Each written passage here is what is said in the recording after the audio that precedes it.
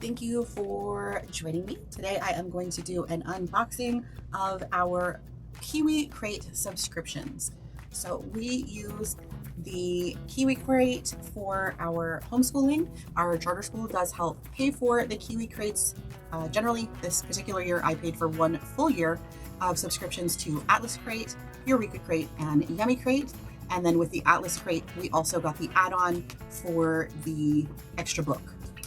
If you would like more information about the pricing of the KiwiCrate boxes, please check out the intro video. I will put a card somewhere in this video that will link back to that. It is a pretty long video, but I do have chapters, so you can skip to the end where I talk about all the pricing, or feel free to watch the whole thing because I do unbox our first 3 months of subscriptions, which we were given the option to get them all in one package. So I went ahead and I unboxed those all together. So this is 1 month's worth of subscription boxes for these different types of books. I will go ahead and I'm going to clear this off, and I'm going to start with the Atlas Crate because I like to go in alphabetical order. 1. So here we have our Atlas Crate. This is for ages 6 and up, and for this particular box, it is about Kenya. Build working binoculars, make a beaded wristband, and explore Kenya. I'm going to go ahead and cut that tape, and we will talk about this other this book, excuse me, in just a second. So I'll put that box there. So with the Atlas Crate, you do have the option to order an add-on. You can get these books. They generally are for younger readers. My kids at the time of this recording are 11 and 13. So a lot of these books, while beautiful, are really not at their reading level at all. Partly because my kids are older, but also partly because my kids already had a higher reading level for years now. So would I order this again? Probably not. I do wish they mixed it up a little bit. I understand that it's for ages 6 and up, but the majority of the books that we have received for this subscription are basically picture books. And I do definitely believe that with children, we should always aim high with their reading, because with these, they don't have to read it themselves. We can read it to them. So even if the book was a little bit like above and beyond, I think that would have been plenty okay. So I do not know if I'm going to pronounce this correctly. Wangari Maathai. I am not sure if I'm pronouncing that correctly, and I do apologize about that. The woman who planted millions of trees. And it's like KiwiCo is the publisher. I feel like there's something in this book, so I don't know what's going on there. It says environmentalist and Nobel Peace Prize winner Wangari Maathai was born in Kenya when girls didn't normally go to school, but her mother decided she should. Maathai founded a movement to save forests, engaged in politics, questioned the powerful and corrupt Kenyan president, and proved that one person who challenges the rules can make a difference. This is her story. And I read that really horribly, I feel like, but you know, sometimes it is what it is. So again, it's a beautiful book. The US retail price here says $7.99. So that's not a bad price. The only thing is, I'm pretty sure that my add-on is like $10 a month. So I think I overpaid for this, but la-di-da. Oh, I see what's in there. I have some receipts. Okay. I had some receipts. All right. So for copyright purposes, I do not want to show the entire book, but I will just do a little brief. Oh, that's beautiful. There's lots of great. Ooh, I skipped a whole section. That is just stunning. Okay, so it is, again, it's a picture book, and there's quite a bit of writing, but I don't know that it's going to be like, it's a story. It's a story for children. So it does talk a little bit about Maathai. And again, I'm really sorry if I'm pronouncing that incorrectly. I just kind of took all of this out of the box. I didn't look at a whole lot of it beforehand.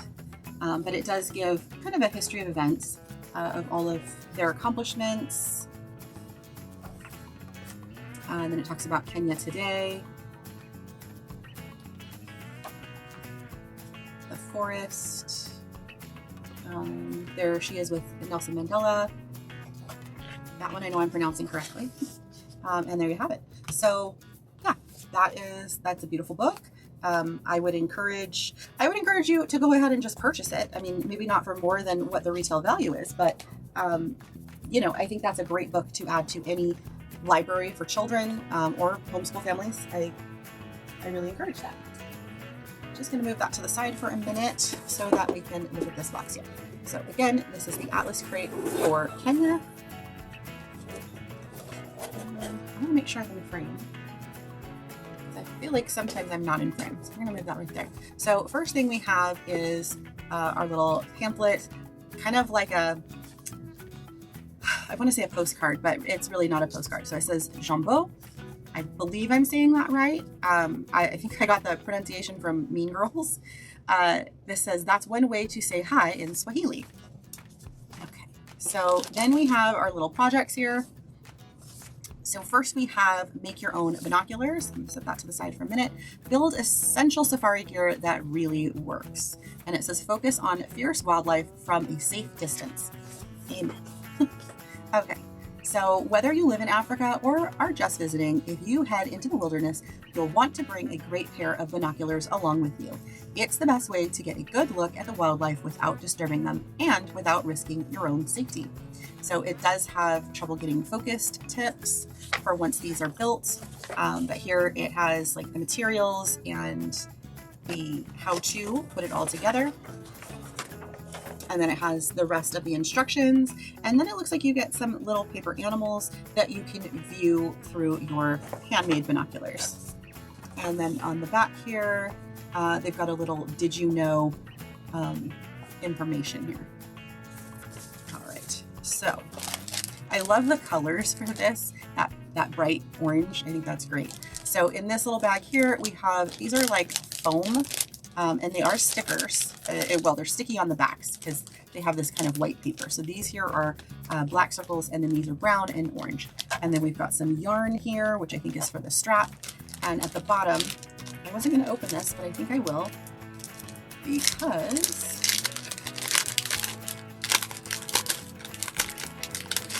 we've got those cute little animals.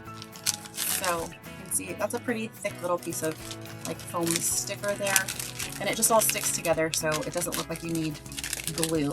Although if you do need it, they usually include it. So what have we got here? We've got what looks like a little bison, a cheetah or a leopard. We've got a rhino, a lion, and we have an elephant. Because what safari would not be complete without an elephant and a lion? All right, and then in this little packet here, we've got this really good and taped. We've got some little, it's plastic, but that's our lenses. So they did a good job of packing that up to not get broken. And then we have, these are basically just thick cardboard tubes, but that's for adjusting the binoculars. And then we have these like pressed particle board for the binoculars. So that's super fun. Then the next project in this kit is make your own beaded wristband. Wear a bracelet inspired by Kenyan jewelry, and you can design your own pattern. So what you get is this little, it just says strap. I'm assuming it's a faux leather. And then you get this string. Also, it's made to look like a leather, but I'm sure it's just some type of cotton or polyester.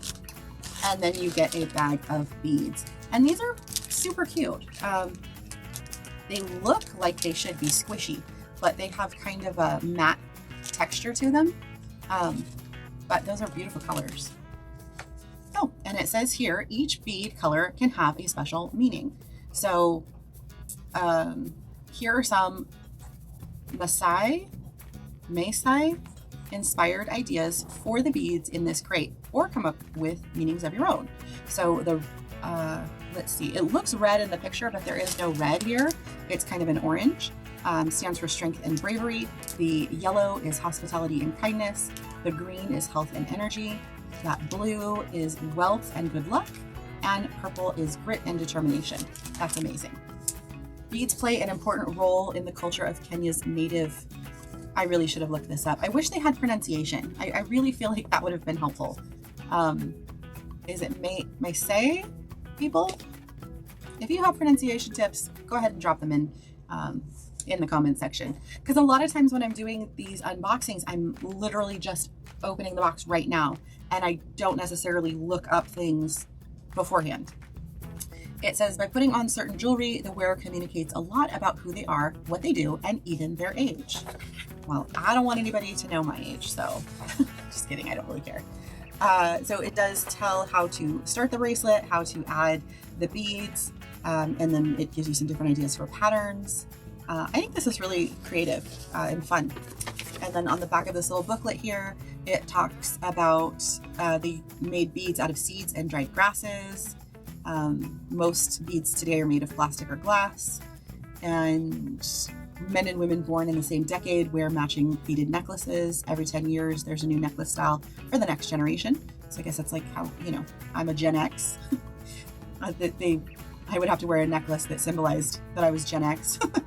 Many beads have symbolic meaning. For example, round necklaces symbolize the round layout of the villages. So that's really cool. And that's all the little extras. So I'm going to go ahead and put all of this back in, and then we will look at our little package here. Alrighty. And if you've ever watched me before, you know that I always drop things out of this envelope. So let's see if I can manage to not. I'm going to move the box because I can't put this in there and still see what I'm doing. Okay, so it does say Discover Kenya. We have some photos here. Boys at school in Nairobi. I believe I'm pronouncing that right. Grevy's zebra in northern Kenya. This one is like super wanting to close up. A giraffe eating leaves at the National Reserve. We just saw a giraffe in person in March, my daughter's birthday. The giraffe is her favorite animal currently, and she did a report on giraffes, and we got to feed a giraffe, so it was pretty exciting. And then you have your Atlas Quest, which is kind of a fill in the blank and word find.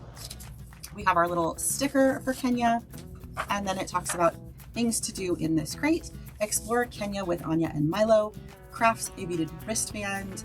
I'm going to keep saying it wrong. Meet the people. We're just going to say meet the people. Another word I'm going to say completely wrong. Cook delicious vibibi. They might have a pronunciation on that in here. Make safari-worthy binoculars. Play the ancient game of Mancala. I have played that game and I love it. Explore the wildlands of Amboseli. They might have a pronunciation for that one too. So here we have our little cards here. We actually learned a lot about, well, I don't want to say a lot. This year, my daughter took an additional language arts class with our charter school. And during that class, she read a book about, I want to say that the Lost Boys of Sudan. So that was very interesting. So we did learn quite a bit about some of these areas. I do remember reading about Uganda and Ethiopia, I think, in that book. So yeah. So that's nice because there are so many books, even for older kids, that you could cross-reference. Obviously, my 13-year-old, she will still do these projects because she likes doing crafts. Not all 13-year-olds are going to be very into that. But if you have a mix of kids, if you do have some younger kids and some older kids, you can find a way to make this interesting for everyone. So it gives you some facts about Africa and about Kenya. And then more details. So in Kenya, a hotel called Giraffe Manor hosts human guests along with a very friendly herd of giraffes. And then it talks about professional camel racers. Is that Harambee, which is a Swahili word that means all pull together. Talks about Lake Victoria, which there was a question on a game show I was just watching that talked about Lake Victoria. In Nairobi, bus is called Matatu. Work hard to compete for customers. Companies make paper out of a plentiful local resource, elephant poop. That is hilarious. And then it's got like a little origami elephant. My daughter's super into origami right now. So that, and then in 1977, it talks about Wangari Maathai. I was born in 1977. Very cool. I feel like I'm talking a lot more during this unboxing. So here we have the travel journal of Anya and Milo, and this just talks as it approaches the box as if these two little critters are documenting their travel journey. So it gives you day one on this page, and then it talks about Milo's list of handy Swahili words. And this does give you the pronunciation for all of these. So I do like that. And then it talks about day 2, day 3, day 4, and then greetings from Amboseli. I think that's how you pronounce it, Amboseli. Again, no pronunciation on here. All right, and then this is neat. It talks about driving in Amboseli. Never leave your vehicle except in approved spots. Don't annoy the animals in any way. No off-road driving, and always give animals the right of way. I think that just should apply everywhere. So it just gives you some little facts and tidbits about that. There we go. Pronunciation. Maasai. So I think I was pronouncing it right the whole time. Maasai. Cool beans. In Kenya, there are dozens of indigenous or native tribes. The Maasai is not the largest tribe, but is probably the best known. That's cool. So it talks a little bit about that. It discusses their way of life, from killing to competing. Okay. And then this is about how they live. And yeah, very, very cool. And then here we have,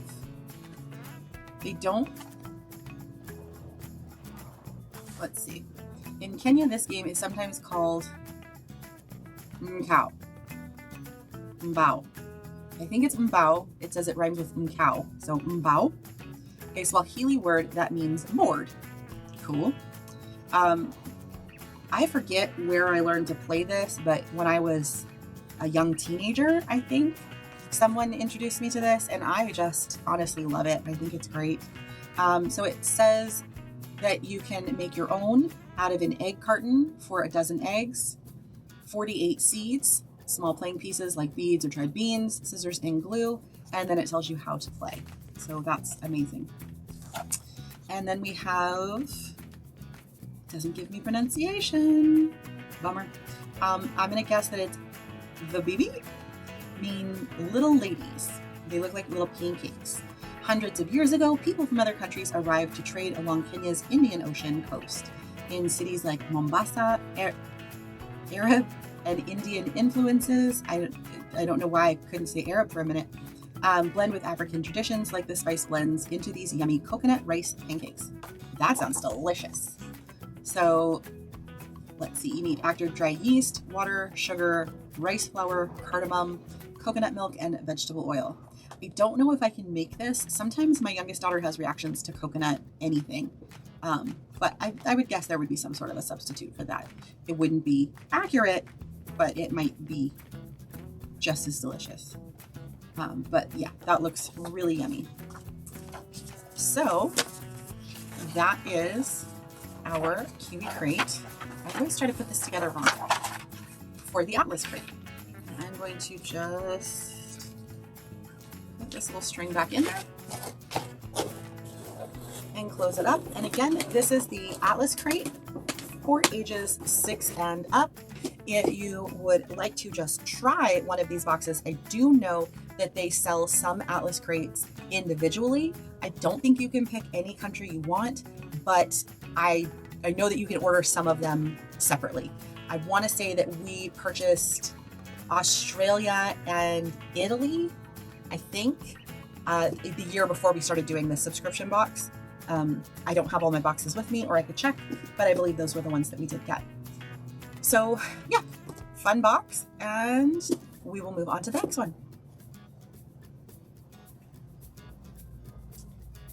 Okay, and moving on to the Eureka Crate, this particular subscription includes a build your own table tennis robot. It says make an automatic ball launcher and serve up some serious rally action. And this particular box is for ages 14 and up. I do get this particular subscription for my oldest child. She is currently 13, but she has been getting these types of boxes for a few years now. She definitely has the kind of brain that works with putting all of these things together, and she really enjoys this particular crate. So I am going to, I guess I can just leave it like this for this video. So here we have our maker's guide, and it shows you the table tennis robot. And let's see if I can open that a little. So it talks about what is in the booklet, which is step-by-step instructions to build a table tennis robot, plus explorations of the science, engineering, and history behind the design. So there's some did you know and a little bit about ping pong. And these are pretty cool. They do show us, I always forget what this is called. Sometimes it says it here and sometimes it doesn't. The patent and trademark. So this is the patent trademark for the table tennis folding table.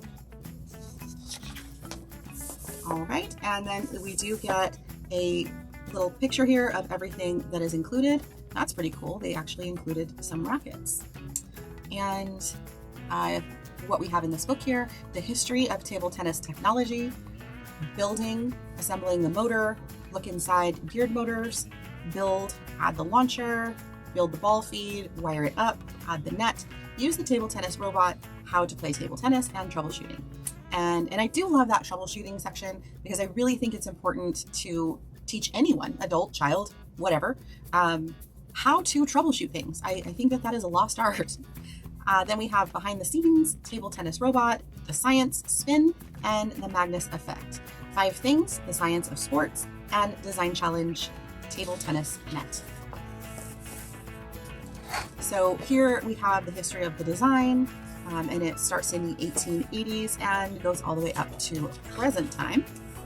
And then we've got our directions about how to assemble the motor. Then it talks about the geared motor. I think this is really neat. She has built things before that have motors and wires and all that good stuff. And even some of our Lego sets for homeschool also have something similar. They'll have like a motor, and then you have to get like the cogs and gears to work together. So I think that's really a great thing. Then we've got add the launcher. And I'm just flipping through these kind of quick. Build the ball feed.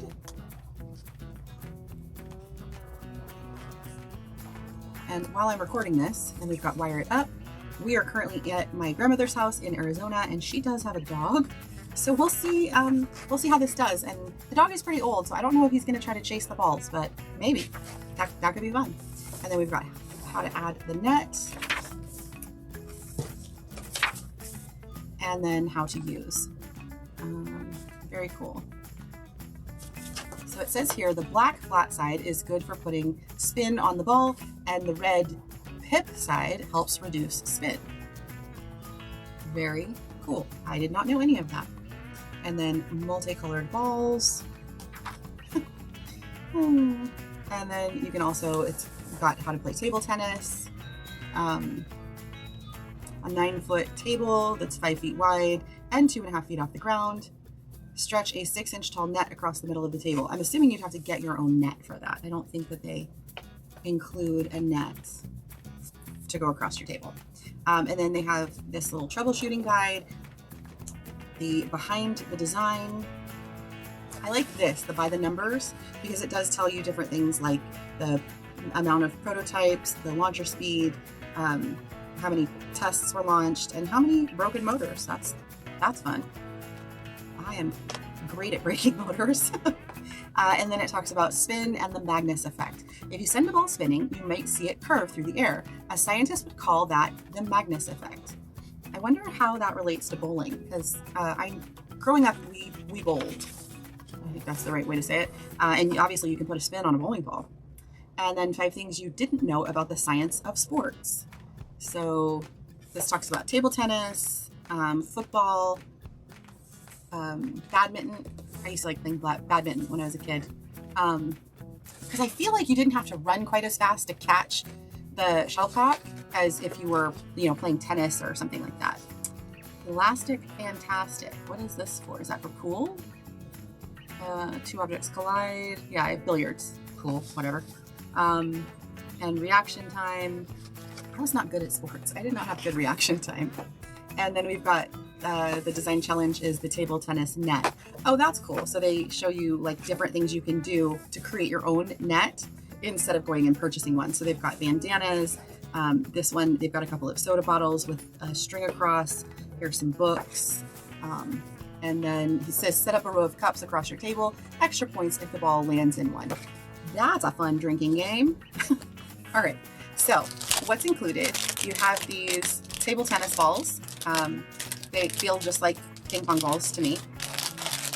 You have your, is this your motor? That's your battery holder and batteries. I love that they include the batteries. I think that might be the motor. And then they have these little zip ties.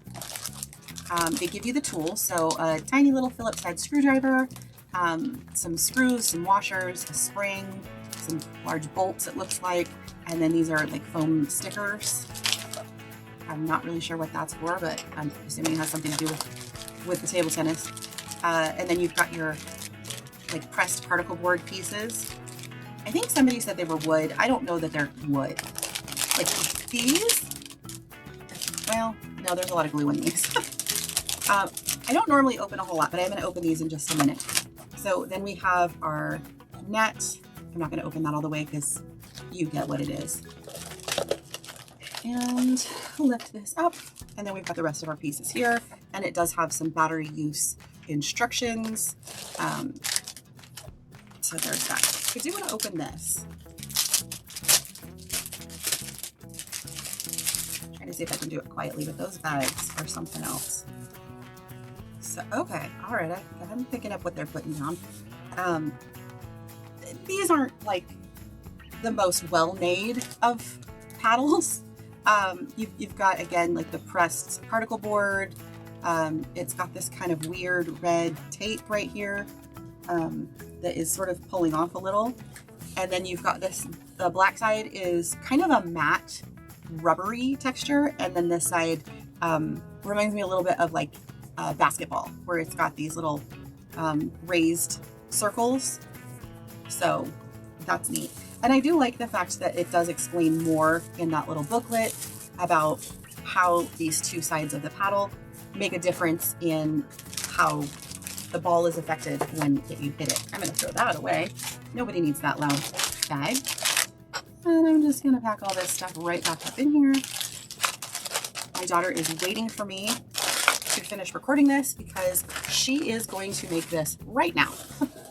Unfortunately, she does not like being recorded while she's building, which is a total bummer in my opinion, but what can I do? Sometimes she remembers to take pictures, and I will try to post those to YouTube either as static posts or possibly I can get a few pictures and do a short. So far she has, as of recording this video, she has built the ukulele, a music box. She has built a spinning sand thingamajigger. I feel like there's more things that she has built so far, but I can't think of all of them right now. There was like a date one, a perpetual calendar, I think it was called. So yeah, this is the Eureka Crate, and I will move on to the Yummy Crate next.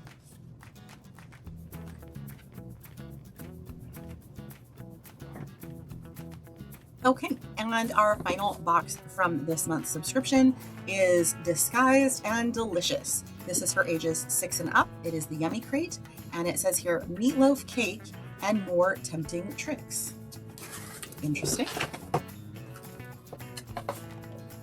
Okay, so we have kind of our little booklet of stuff. Well, hello. In the world? That's interesting. Okay, so I'm going to put this to the side for just a second, mostly because this opens up and I like to be able to look at this and talk about what's in the box. So we have Disguised and Delicious, meatloaf cake, and more tempting tricks. Oh, this looks interesting, and it's pink. It's pink. In this crate, find out how to fool around with flavors. Make a tempting cake out of meatloaf. Bake sugar cookies disguised as fries. Try a true blue egg muffin. Take a blindfolded taste test. Create your own takeout container and find how long taste buds live.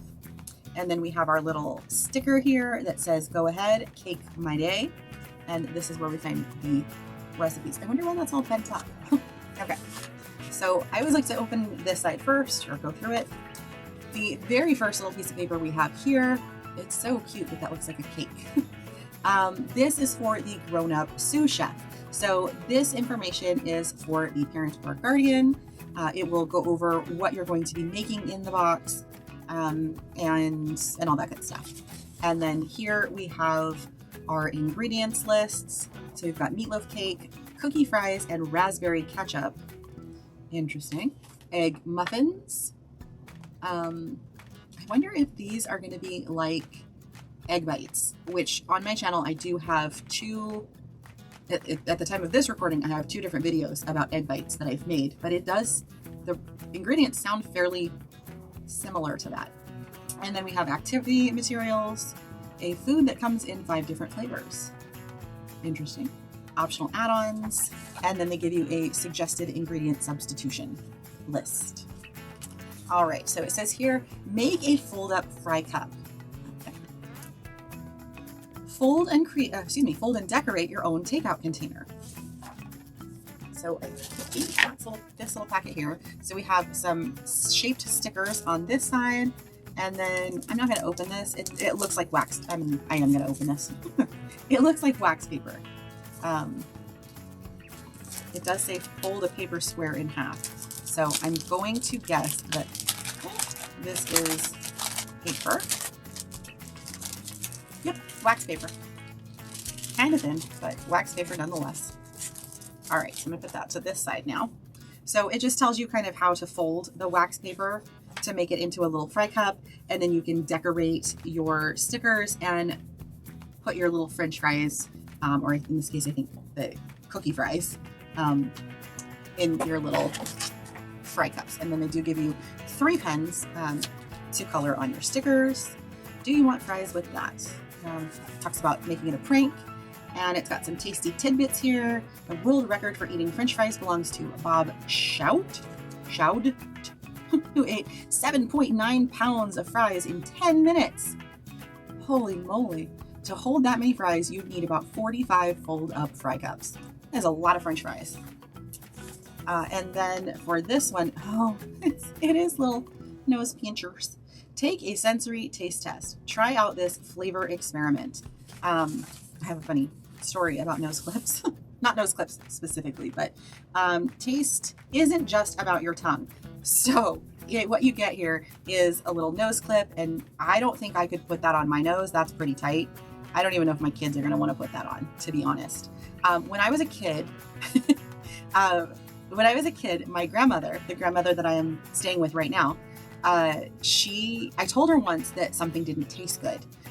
Whatever food we were eating for dinner that night, I insisted I was not going to eat it. It did not taste good.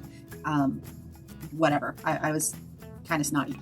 And she told me, because she's a wonderful woman, she said, just plug your nose. You won't be able to taste it. I was just talking about that yesterday or over the weekend. So that's too funny because she does not remember telling me that, but she did in fact tell me that. And then you have this little blindfold, and it has kind of a little nose spot right there. Do they show that in the picture? A little bit. I guess it just makes sure that they can't see. All right, and it talks about what you need: 4 to 5 flavors of a food, like fruit gummies, yogurts, juices, candies, or ice cream. You need your research assistant and a pencil. And then it talks about when you eat a delicious meal, what you see with your eyes tells you what flavor to expect, and what you smell with your nose can completely change how a food tastes. In 2020, when people were getting the vid, I did get it, and I lost my taste and smell for about 2 weeks. It is very trippy not to be able to taste and smell things. We used to watch the Hell's Kitchen, and he always did the taste test. And some of the things I think would be fairly hard. Like sometimes like boiled chicken, it's chicken, but I guess sometimes it could taste like turkey. But some of the things I always wondered how they didn't know what it was. So it talks about setting out 2 samples of your 4 to 5 flavored foods. Write down each type of food in the food column, and then let's see. Okay, so they're saying like red gummy, and the actual flavor is cherry, and what the blind flavor is, whatever the person is doing says that it is. So why do you need 2? 1 at a time, taste each flavor. Pinch your nose with your nostrils. Okay, so I guess you can taste them first by looking at them, and then taste them after by not looking at or smelling them. And it does say some folks find the nose clips uncomfortable. Feel free to pinch with your fingers instead. So they gave us permission. So that's fun. That's a fun little project to do. And then on the back here, it talks about the tasty tidbits, how tongues are unique like fingerprints. In 1975, Pepsi started the Pepsi Challenge, a blind taste test against their more popular rival Coca-Cola. Malls across America, people would sip both colas and found they actually preferred Pepsi. Unfortunately, testers didn't end up changing their drinking habits, so even though Coke lost the challenge, it still won. I always used to say that there was no difference between Coke and Pepsi, but I can tell you there is absolutely a difference between Diet Coke and Diet Pepsi, and I am a Diet Coke girl. Here we have Ginger and Barley's Restaurant doing a flavor. I thought I was the only one that said that. So this is like a little story here. And it looks like they're doing kind of a food challenge something. This talks about, it's all about flavor perception. Oh, see, now they put the pronunciation in there, a word that I know. So it talks about eating with your eyes, nosh with your nose, snack with your senses. Chew on this. Spice up your table conversation with tasty questions and satisfying answers. I love food loops. You've got some true and false and multiple choice questions. And I know they give you the answer somewhere, but that's fun. Hollywood food fakeouts. So my kids used to watch a lot of YouTube, and they watched a show about how food is photographed. So like this one, once you add milk to cereal, obviously it gets soggy and sinks to the bottom of the bowl. So to keep cereal crispy and crunchy in photos, they use glue. Petrified, yeah, they skewer the French fries on toothpicks to keep them where they need to be. Talks about ice cream, that they used shaving cream instead of, let's see, I think they use potatoes for like vanilla ice cream, and then they use shaving cream for the whipped cream because photo lights are very hot. They would melt. They paint onto burgers. Oh, that says they use motor oil instead of syrup. That's interesting. So then you have the chef's surprise. What do you call a friend who cooks delicious food for you? I would call them mom. So it's like a little fill in the blank and then a word find. And then you've got all of the information about how and where to find KiwiCo online. They are on all of your favorite social media platforms.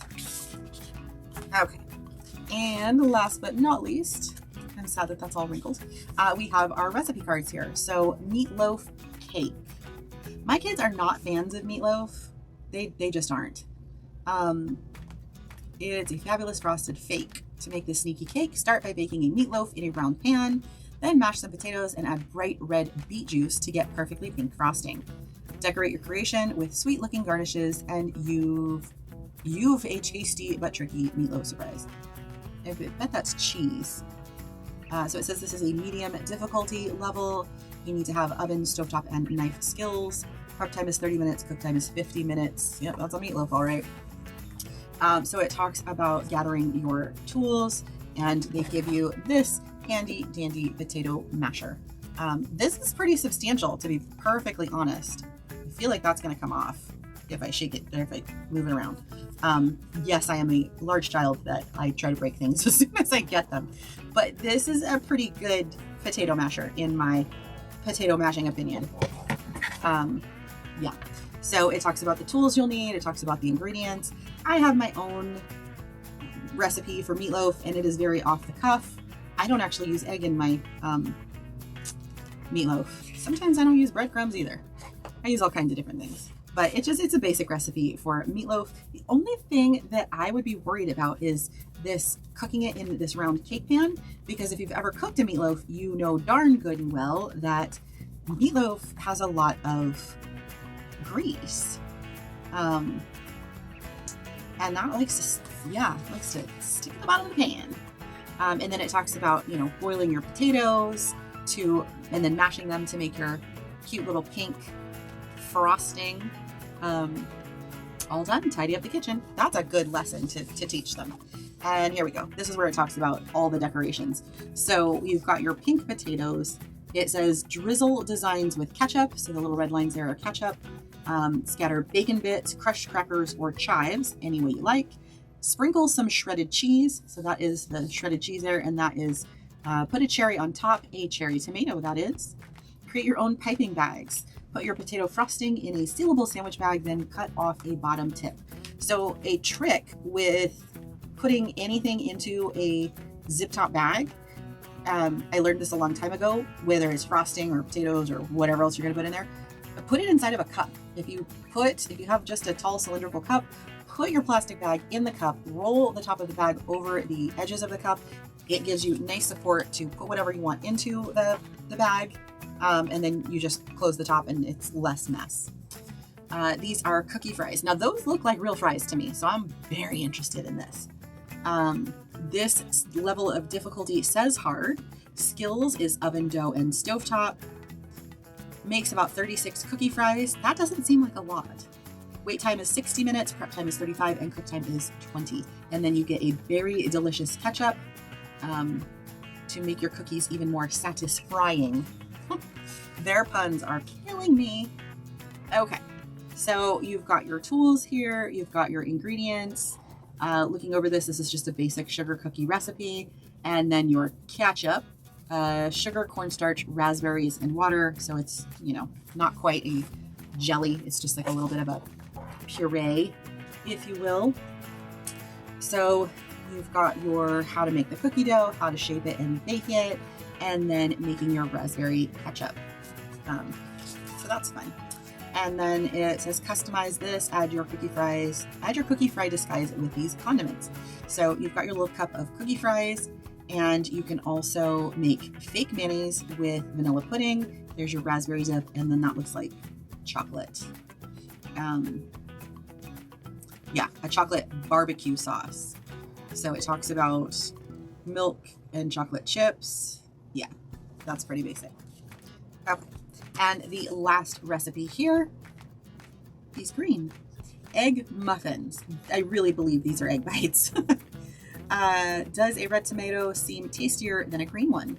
Do you like orange cheese better than white cheese? Would you pick a golden brown muffin over a pale one? We eat with our eyes.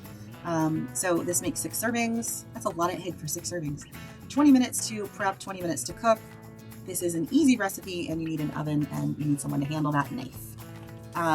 So this has, here we go. This one, they didn't put anything on the back here other than you've got your tools and you've got your ingredients. So it says 8 large eggs. And then you've got milk, salt, garlic powder, cheddar cheese, cooked ham, tomato, food coloring, which is totally optional, and butter. And then you've got like this mini muffin. It says muffin, a 12-cup muffin tin. So I guess those are pretty large then. That would be why they look like that. So yeah, it's just like a little omelet in a cup, basically. And then you can color them with food coloring and see which ones your kids prefer. If they want, yellow egg muffin bites, or standard, I don't know. You can make them all different colors, basically. So that is our Yummy Crate, disguised and delicious. And again, that is for ages 6 and up. So thank you so much for hanging out with me today while I did this unboxing. If you haven't already, please feel free to subscribe to the channel and hit that bell icon. That will give you notifications every time I post a new video or when I go live. I do go live on Wednesdays at 7 p.m. Pacific, and I talk about all sorts of different things, from being a handmade business owner, a homeschool mom, and sometimes just whatever is going on in our personal lives. Thank you again so much for joining me today, and I will see you soon.